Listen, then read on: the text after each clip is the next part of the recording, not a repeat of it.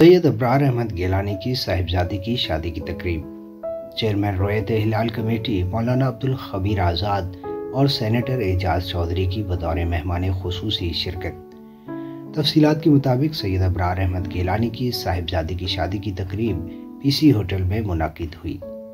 शादी की तकरीब में चेयरमैन रोयत हिलाल कमेटी मौलाना अब्दुल खबीर आज़ाद और सेनेटर एजाज चौधरी ने शिरकत की, जिनका इस्तकबाल अबरार अहमद गिलानी ने किया।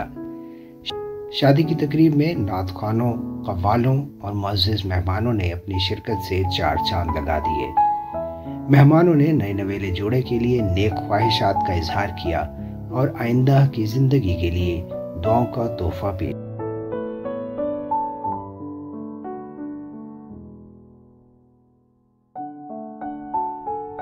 से अहले बैत के सदके और या अल्लाह के सदके ये बहुत बेहतर रही है और तमाम आने वाले लोगों को निहायत ही खुश आमदीद करते हैं।